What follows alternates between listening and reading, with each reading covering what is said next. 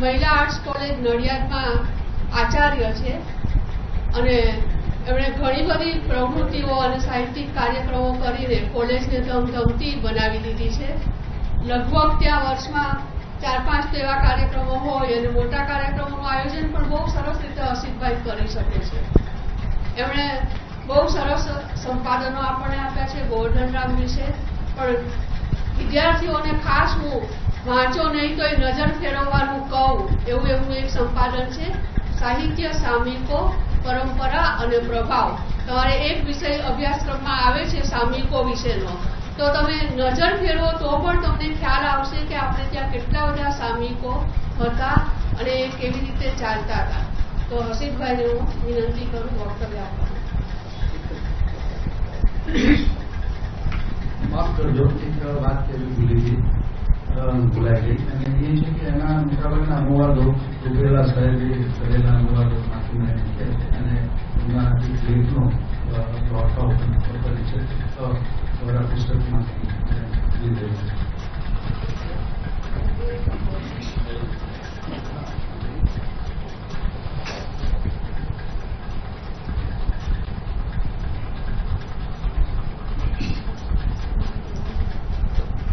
माननीय महाप्रमुख श्री पूर्व प्रमुख श्री मुरब्बियों અને મિત્રો, મારા વાલા વિદ્યાર્થીઓ, સાંભળો. એક હતા નંદુભાઈ,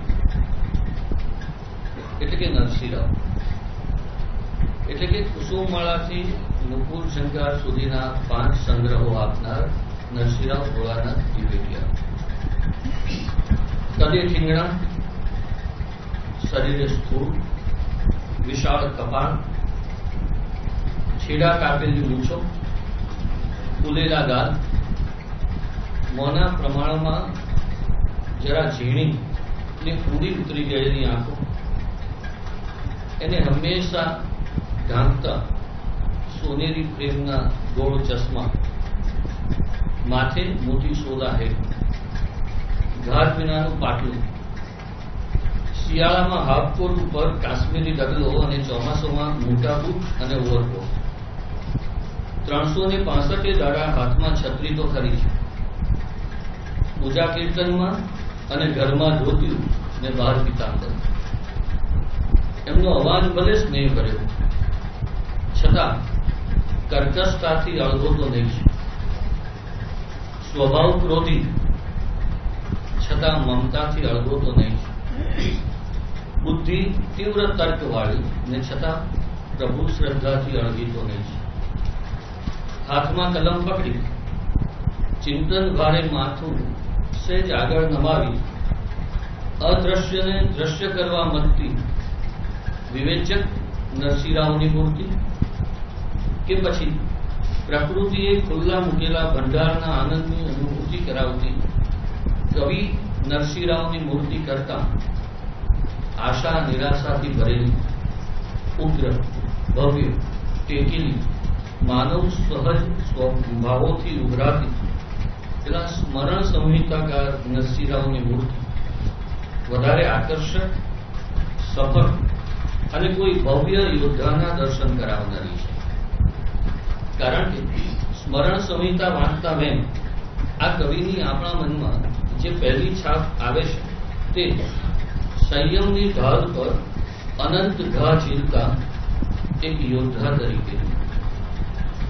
આ કવિના ઉત્તરાર્ધને તો પરમાત્માએ જાણે કે મૃત્યુની સાવ સન્મુખ જ મૂકી રાખ્યો ને માણસ સ્તબ્ધ બની જાય એટલા વેદના અને મૃત્યુના પ્રસંગો એક પછી એક એમના જીવનમાં ઉતરતા જ ગયા. 1913 થી તે છેક મૃત્યુ પર્યંત 1937 સુધી. છતાં આ 25સીમાં જેમ જેમ વિધિના ક્રૂરતર ઘા એમને પડતા ગયા તેમ તેમ એમનું મનુષ્યત્વ વિકસતું ગયું. મોટા પુત્રી ઉર્મિલાબેન 1913માં આંતરપ્રાંતીય લગ્ન કર્યા. એના વિરોધ જુવાળ વચ્ચે પૂરા મંથન પછી નરસિંહરાવે પુત્રી ત્યાગને બદલે પુત્રી પક્ષનો માર્ગ લીધો. આ મંથન સમયગાળો પતે ત્યાં જ ઉર્મિલાબેન નાનકડા પુત્ર પ્રેમલને મૂકીને અવસાન પામે. આ ઘા રૂજાય ત્યાં પુત્ર નલિનકાંત મૃત્યુ પામ્યો. પણ આ તો કવિની કરુણાંતિકાનો મધ્યાંતર જ હતો. હવે દોહિત્ર પ્રેમલ પણ ચાલ્યો ગયો.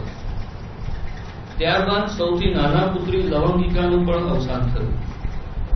જીવનમાં જાણે કે વાત્સલ્યનું સ્થાન જ ના રહ્યું. ત્યાર પછી પણ છેલ્લો કારમો ઘા આવ્યો અને ધર્મપત્ની સુશીલાબેન પણ ગયા. કવિ બાળપણમાં જેટલા બહોળા કુટુંબમાં ઉછર્યા હતા તેટલા જ એકલા અતુલા ઉત્તરકાળે થઈ ગયા.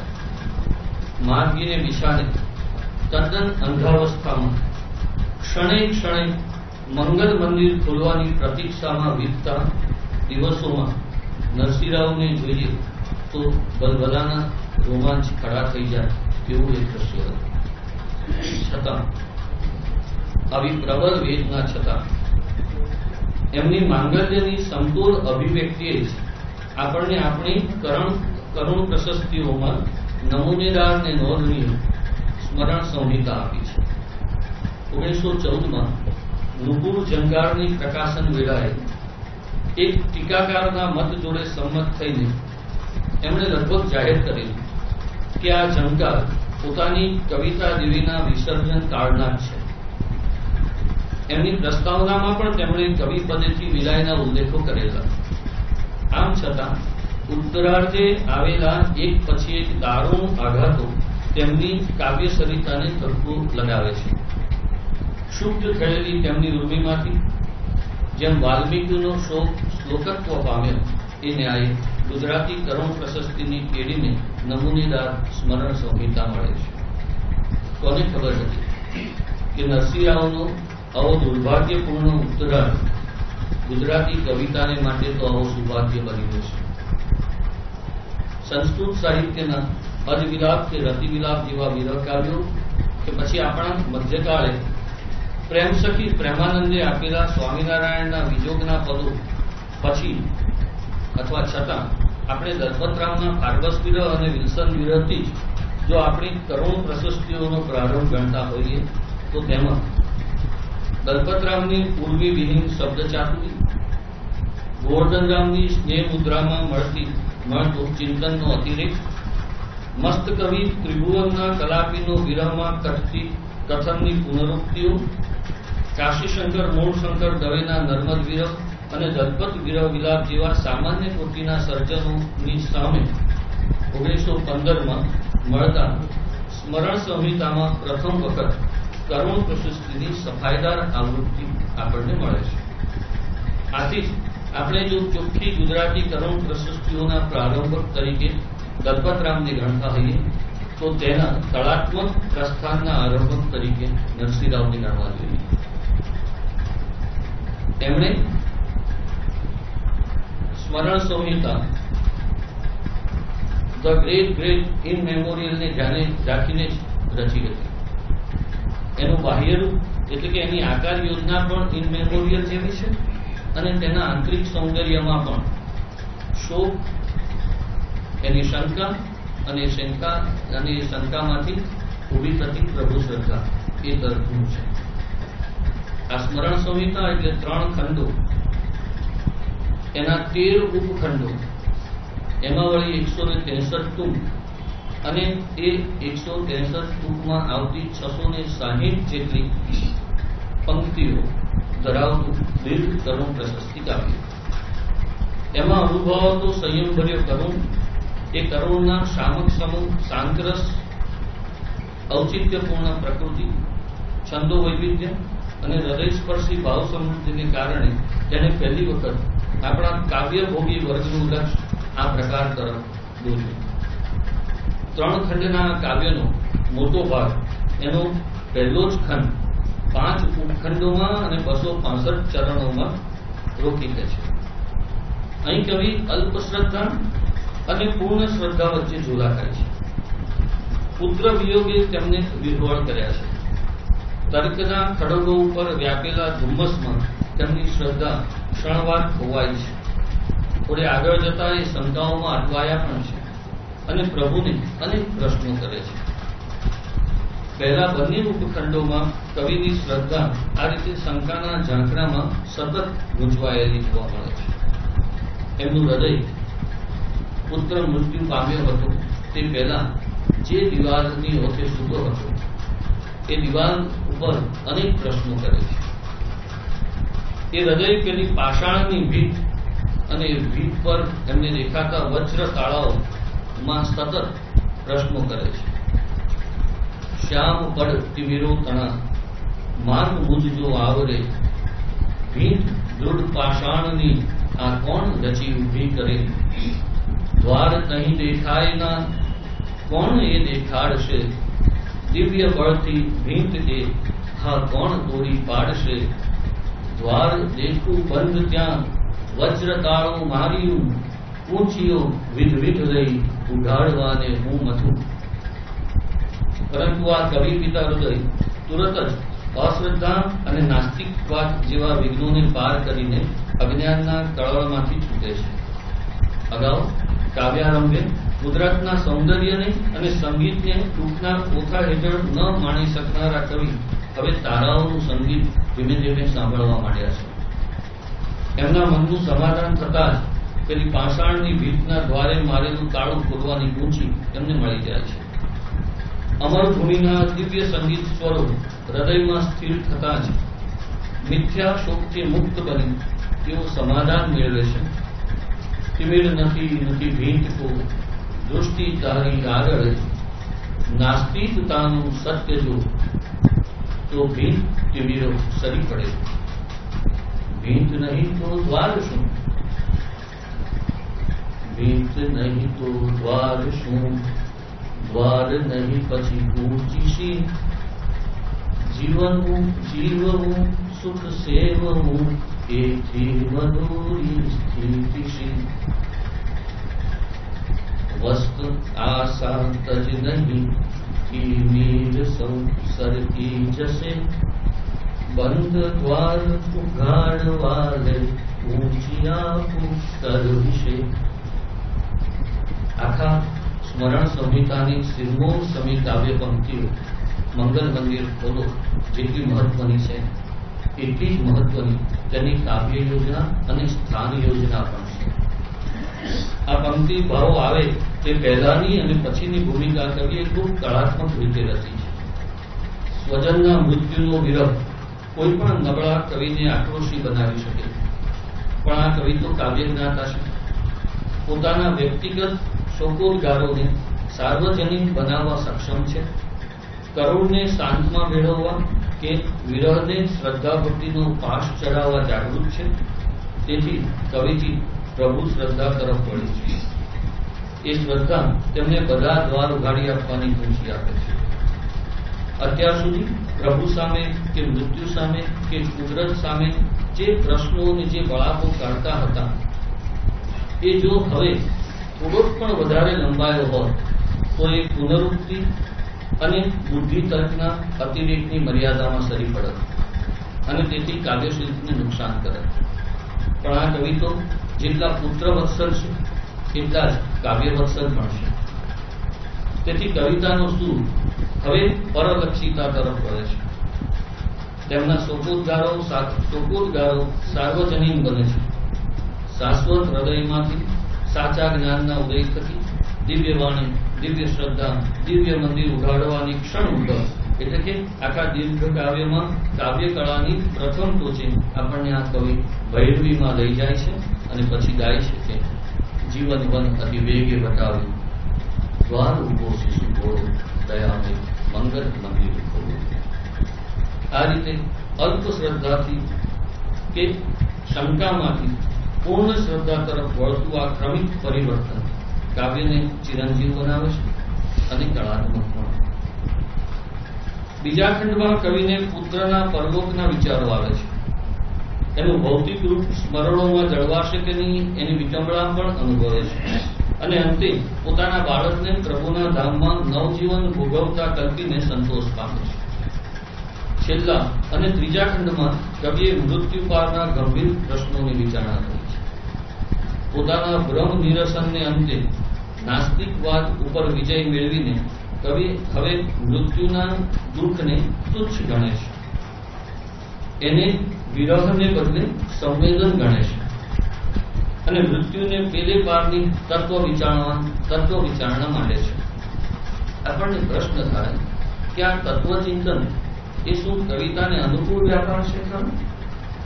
કારણ કે આખરે તો એ ફિલસૂફીનો વિષય, એનું તો જ્ઞાન આપવું એ કામ, સિદ્ધાંતો સ્થાપવા કે અમૂર્ત વિચારો કરવા એ કામ. જ્યારે કવિ તો હૃદયને જાગૃત કરે, જીવનમાં રસ રેડે, એને આ કેમ પરવડે? સ્મરણ સંહિતાનો આખો ત્રીજો ખંડ જીવન મૃત્યુની ફિલસૂફીની ચર્ચામાં જ ખર્ચાયો. પણ ખૂબ નવાઈ ભરી રીતે નરસિંહરાવ આ બે વિરોધી છેડાને ઘણે અંશે જોડી આપે છે. આથી ત્રીજા ખંડમાં આવતું તત્વચિંતન પૂરેપૂરું ફિલસૂફનું બનવાને બદલે ઘણે અંશે કવિનું પણ બને છે. કારણ કે તે કવિ હૃદયના રંગેથી રંગાયેલું છે, કવિની લાગણીઓ સાથે ભળેલું છે. તાત્વિક હોવા છતાં બુદ્ધિના નહીં પણ પૂર્વીના માર્ગેથી આવ્યું છે. આથી શુષ્ક કે ઉપદેશાત્મક ન બન્યું પણ રસાત્મક. ત્રીજા ખંડના ઉત્તરાર્ધે કવિના ચિત્તમાં પરમ સત્યનો પ્રકાશ પ્રગટ્યો. શોક ભારે ભરેલું મન નિર્મળ બની હળવું પૂર થયું. ચારે પાંચ સનાતન જીવન તત્વ વિકસી રહેલું અનુભવ્યું અને તેમણે મૃત્યુને જીવનનો અંત નહીં પણ નવજીવનનું દ્વાર કલ્પવાનો કવિ ન્યાય મેળવ્યો ને બતાવ્યો. અને તે પણ કોઈ વિચારક કે ફિલસૂફને માર્ગે નહીં પણ કવિ હૃદયના માર્ગે. કારણ કે એ કવિ હોવા છતાં ભારતીય દાર્શનિક કોટીના ચિંતક પણ ખરા. એ માને છે કે જીવન ધારાવાહી કે ચિરંતન છે. આથી સ્વજન વિરહ ભલે આપણને હલબલાવી નાખે છતાં તત્વચિંતનનું બળ શોકના વાદળોને વિખેરીને જ્ઞાનના પ્રકાશને વિસ્તારી શકે છે. અને તેથી જ પુત્ર મૃત્યુના દ્વાદશાહે એટલે કે 12મા દિવસે જ લખાયેલા આ કાવ્યમાં મરણ સામેનો આક્રોશ ધીમે ધીમે પ્રભુ શ્રદ્ધામાં ગળી ગયો. પરિણામે કાવ્યને અંતે મરણની વેદના લાગણીને બદલે સંવેદના હોય તેવું અનુભવાય. તેથી જ કવિ મૃત્યુને જીવનનો અંત કહેવાને બદલે જીવનની અનંતતાનો એક ભાગ કહે છે. જીવન સિંધુમાં ઉપજીને ફૂટી જતા બુદ્બુદ રૂપે તેને કલ્પે છે. અનંત જીવન તે જ સત્ય અને આ મૃત્યુ તો આભાસ એવો વિશ્વાસ બેસતા જ કવિ ગરબી ગાય છે.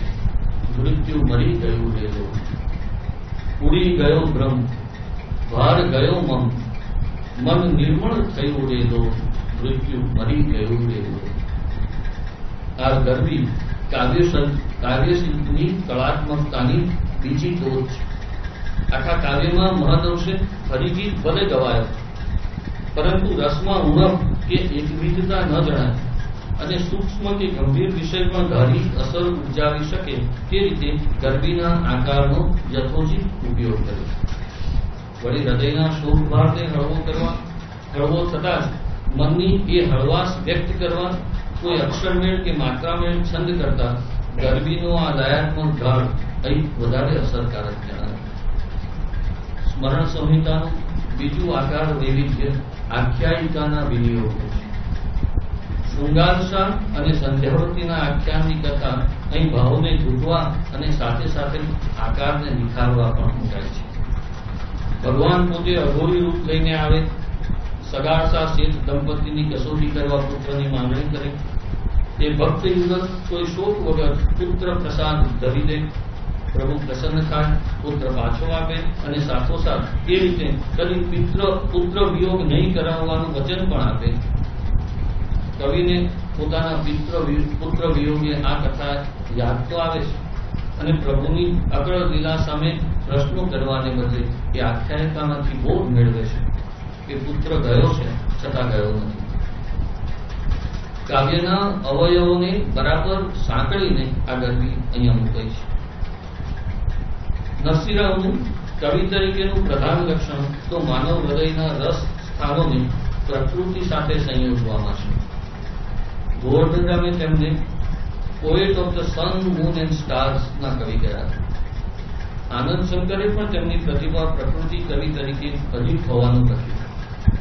જોકે મણિલાલ દ્વિવેદીએ એવી ફરિયાદ નોંધી કે અહીંયા રાત્રિ, સમુદ્ર, નદી, પર્વત, ચંદા, તારા બધા તેના તે જ ઠેકાણે આવે છે.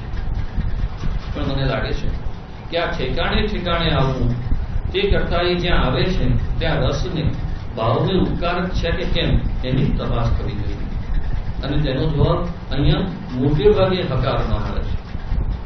કારણ કે પ્રકૃતિના વર્ણનો રસને દબાવી ન દે એ રીતે, બલકે માનવ ભાવોને વધારે સચોટ, સુંદર અને આદ્ર બનાવે તે રીતે મુકાયા છે. જો તે નોંધવું જોઈએ કે પ્રકૃતિ વર્ણનમાં કવિનું આકર્ષણ તેમને ક્રૂરતામાંથી બચાવવાની વૃત્તિમાં જ રહ્યું છે. તેથી આટલા લાંબા પટ્ટી મળતા પ્રકૃતિ વર્ણનો આનંદ વર્ણવવાને બદલે કરુણદશાનું દર્શન કરાવતા ઉદ્દીપન રૂપે મળે છે. જાણે કે પેલા દિગ્દર્શકે નાયકને મૂકે ખલનાયકના સંવાદો બોલાવીને નેગેટિવલી પોઝિટિવ થોટ્સનું આરોપણ ન કરાવ્યું હોય એમ જ. કાવ્યારંભે આ રીતે પ્રકૃતિ દ્રષ્ટિઓનો ઉપયોગ બહુ સરસ રીતે કર્યો છે. શું પ્રકૃતિમાં, શું માનવ સ્વભાવમાં કે શું ફિલસૂફીમાં નરસિંહરાવ ભવ્યતાના પક્ષપાતી રહ્યા છે. જોકે કોઈ પણ વિષય કે વર્ણન પોતે ભવ્ય કે સંકુચિત હોતો નથી, પણ કવિનું પ્રતિભા નેત્ર એની તરફ કઈ રીતે જુએ છે એ ઉપર જ એની ભવ્યતાનો આધાર હોય છે. માત્ર વિશાળ વર્ણનોથી જ ભવ્યતા સદાય એવું નથી. કવિ સાવ નાનકડી તેજ ધારમાં પણ ભવ્યતા સ્થાપી શકે છે. કાળા ઘને ઉજ્જવલ સૂર્ય બિંબ ઢંકાયું તે ચિત્ર વિષય રમ્ય તથાપિ કાળી ઘનછાઈ પૂઠે જ્યોતિ રહ્યો દળહળી ન કદીએ પૂઠે. છેલ્લી થોડી મિનિટ ઓછીને વેસ્ટ જાજા, છંદ નૈપુણ્યની, રસ પલટાની, પડકારોની અને આ કવિતા સિવાયની બે બીજી અગત્યની વાતો બાકી. ચાલો એના ઉદાહરણો ટાંકવાની લાગત છોડીને માત્ર અગત્યના ઉલ્લેખો કરી દો. તો વાત એમ છે કે અહીંયા હરિગીત, શિખરણી, ધ્રુત વિલંબિત, ગીતી, વસંત તિલકા ઉપરાંત ગોળા, ચોપાઈ અને રેખતો જેવા એ સમયના પ્રચલિત છંદો સરસ રીતે મળ્યા છે. ઉપરાંત ગળવીના ઢાળનો પણ સમુચિત પ્રયોગ છે. ખાસ કરીને જ્યારે સાવ સાદા અને ગંભીર ભર્યા વર્ણનો કરવાના હોય કે પછી કુદરતનું સાદું દર્શન કરાવવાનું હોય ત્યારે ખંડ હરિગીત, ઉપજાતિ અને વસંત તિલકાના પ્રયોગો છે. પણ જ્યાં કલ્પનાને પરમ શિખરે પહોંચાડવાની હોય ત્યારે ભૈરવી અને ગરબીની યોજના કરી છે, જેથી ભક્તિ, કરુણ અને વાત્સલ્યના ભાવોને ગેયતા અને સુકુમારતા મળે. એ વાત સ્વાભાવિક છે કે કરુણ પ્રશસ્તિનો મુખ્ય રસ્તો કરુણ જ હોય, પણ એ કરુણને પોષે, એને અનુકૂળ બનીને હળવો કરે, એટલે કે કરુણની અત્યુક્તિને તોડે એ રીતે શાંત રસ પણ પ્રયોજાયો છે. આથી કરુણ રસ કેવળ સોપોદગારો મટી સ્મરણમાં જે છે તેની આકૃતિ રચી તેના મધુર સ્મરણમાં શાંત રસનું આરોપણ કરે છે. અને એ શાંત રસ છેવટે ભક્તિ કે શ્રદ્ધાના અદભુત રસમાં પડે છે. આ રીતે કરુણની પડખે શાંત અને ભક્તિના સ્ત્રાવ અહીં કાવ્યની શોભાને વધારે છે. એવું નથી કે સ્મરણ સંહિતાકારને માટે કવિતા ક્ષેત્રે કે દર્શન ક્ષેત્રે કોઈ પડકારો નથી. એ તો ઘણાય છે. વિગતે આંગળી મૂકીને કેટલાય બતાવી શકાય એટલા છે, પણ અહીં તેના માત્ર કેટલાક સંકેતો. રણજીતરાજ મહેતા આ કાવ્યમાં નરી છદ્મ મૃદુતા જુએ છે. તીવ્ર લાગણીથી અંતરક્ષોભ જાગે, પણ લાગણી વેળાથી તો નરી રોકલતા જ આવે એમ લખે છે. એવું ક્યાંક અનુભવાયું છે કે ચિંતનનું, તાત્વિક વિચારણાનો થોડો અતિરેક હોય. પુનરાવર્તનની મર્યાદા તો ઠીક ઠેકાણે છે, અને તે પણ માત્ર કલ્પનાનું જ નહીં, પણ શબ્દોનું, વિચારોનું, અલંકારોનું, પ્રકૃતિ દ્રશ્યોનું ખરું. વળી કવિએ પ્રકૃતિમાં ભવ્યતાનો આગ્રહ કરવામાં દુરાગ્રહ સેવ્યો હોય એવું લાગે છે. 19મી સદીના ઇંગ્લેન્ડની કાવ્ય પ્રવૃત્તિઓનો પ્રભાવ અહીં માત્ર પ્રભાવ ન રહેતા સીધે સીધું અનુરણ પણ હોય એવું બે જગ્યાએ છે. વર્ડસવર્થ, ટેનિસન અને આર્નોલ્ડના સંદર્ભે તો ખરું છે. નર્મદ દલપતમાં જેમ આપણને બહિર જગતના નીરસ આલેખનોનો અતિરેક જણાતો, તેમ અહીં આંતરજગત પરત્વે છે. આમ તો આ કવિ નવી ઢબના બૌદ્ધિક રીતના ભક્ત છે. આથી આપણી ભક્તિ પરંપરાના જે ભાવ પ્રતીકો છે તેને અપનાવવાને બદલે યુરોપિયન પરંપરાના તાત મહાન પિતા આવા જે નવીન ભાવ પ્રતીકો માટે પક્ષપાત રાખે છે તે કાવ્યના સમગ્ર મિજાજમાં એક રસ થવાને બદલે આયાતી લાગે છે. પણ આવું બધું તો ક્યાંક ને ક્યારેક નિતાંત સુંદર તો પેલી કાવ્ય દેવી છે. હવે છેલ્લી પેલી બે કાવ્ય વિશે, કાવ્ય વગરની અગત્યની વાત. આપણને એ જાણીને આનંદ થશે કે સ્મરણ સંહિતાનો અંગ્રેજી અનુવાદ પણ થયો છે. તે પણ 51 વર્ષ પહેલા 1965માં. તે પણ કોઈ ગુજરાતી કે ભારતીય નહીં, પણ એક ઓસ્ટ્રેલિયને કર્યો છે. તે પણ કોઈ કવિ જીવે નહીં, પણ એક પાદરી અભ્યાસી ફાધર ફ્રાન્સિસ ઝેવિયર વિટલી. ગુજરાતી નહોતું આવડતું એટલે ખાસ એક ગુજરાતી માધ્યમની નિશાળમાં 1 વર્ષ લાગ લગત ગુજરાતી ભણ્યા અને ગુજરાતી પદ્ય અને છંદો શીખ્યા. કારણ કે આ અંગ્રેજી અનુવાદ પણ ગુજરાતી જેટલા જ રસાળ પદ્યમાં લખાયો છે. એનું નામ છે ધ ગાર્લેન્ડ ઓફ મેમરી. આ અનુવાદકારની નિસ્બત તો જુઓ. કાવ્યાનુવાદની પહેલા છાપેલા પૂરા 19 પાનામાં તેઓ નરસિંહરાવના જમાનાની કૌટુંબિક, સામાજિક, સાંસ્કૃતિક અને ધાર્મિક પરિસ્થિતિઓનું ઝીણું અવલોકન કરે છે, જેમાંનું કેટલુંક તો એક પણ ગુજરાતી સંદર્ભમાં મળતું નથી. તેવું આવો જ બીજો ને છેલ્લો ઉલ્લેખ. 1915માં જ્યારે સ્મરણ સંહિતાની પહેલી આવૃત્તિ પ્રગટ થઈ ત્યારે તે અદભુત કળાત્મકતા બતાવતું સચિત્ર પ્રકાશન હતું. કમભાગ્યે પછીના 3 પ્રકાશનોમાંથી એ ચિત્રો ઉડી ગયા.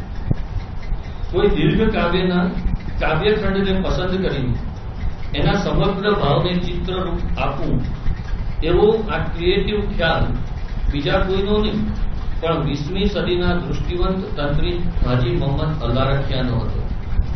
આ ચિત્રો મુંબઈમાં કસ્ટમ હાઉસ રોડ પર આવેલા બોમ્બે આર્ટ પ્રિન્ટિંગ વર્ક્સમાં ડી કાશીનાથ એન કંપનીએ છાપેલા અને મિસ્ટર સુંદરરાવ ગૌરક્ષકે દોરેલા. સામાન્ય રીતે ચિત્રકારને તો સ્થૂળ પ્રદેશ અને ભૌમિતિક લંબાઈ પહોળાઈના બંધનો હોય, જ્યારે કવિ તો મનના તીવ્રતમ ભાવોને પાંખો પસારીને ચૈતન્ય પ્રદેશમાં લહેરાવી શકે. આ બંનેની જુગલબંધી કેવી રીતે થઈ શકે? પણ હાજીએ આ કરી બતાવ્યું. એનું એક જ ઉદાહરણ ટાંકું. પહેલા ખંડની 13મી ને 14મી પંક્તિમાં જિંદગીની બાજીમાં પરમ શક્તિ માનવને કદી જીતવા દેતો નથી એવી ફરિયાદો છે.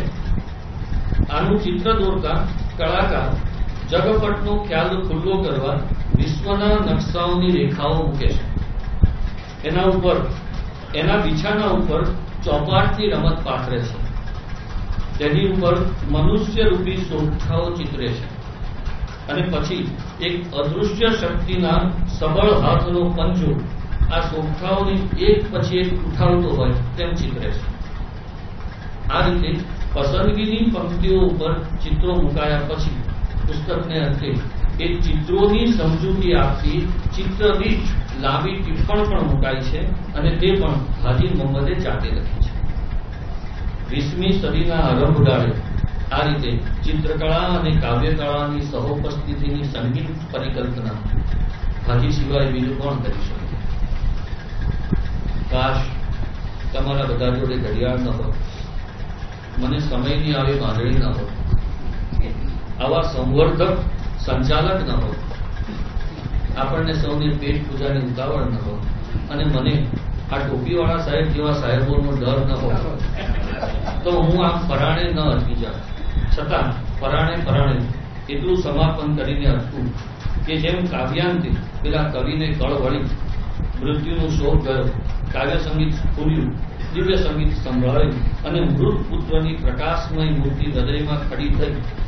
એટલે કવિએ પોતાના પુત્રને પ્રભુના અંકમાં જોઈને ખાતરી મેળવી કે એ તો છે એવો ને એવો જ અમર, અજર, અનાદિ અને અનંત છે.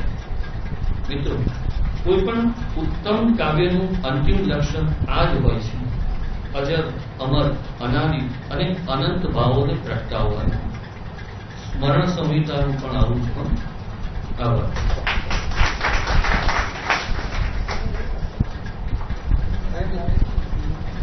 સરસ હસીનભાઈ, આભાર.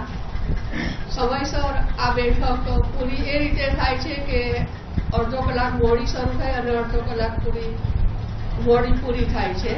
અને હવે આપણે મેઘાણી પ્રાંગણના રંગમંચમાં ભોજન માટે જઈએ છીએ અને શક્ય હોય તો 2 વાગે શરૂ કરવાનો આગ્રહ રાખીએ છીએ. બને એટલા ઝડપથી જમીને પાછા આવીએ અને 2 નહીં તો વધારે સવા 2, પણ એથી મોડું તો ન જ